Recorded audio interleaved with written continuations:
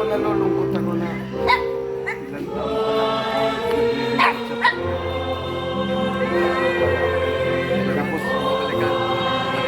Tapos, napakahabang panahon na iniwalayan ko ng Panginoon. Parang ang iniisip ko po ngayon ay parang pinaparamdam sa akin ng Panginoon na sana yung taon na mga dekada yun ang paglingkod ko sa akin. Sana yung 2 taon medyo doon ka naglayo.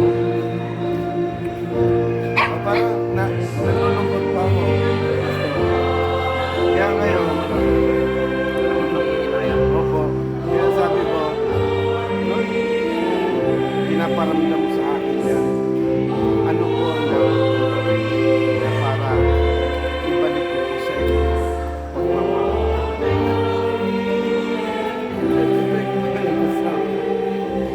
na maging gawin ko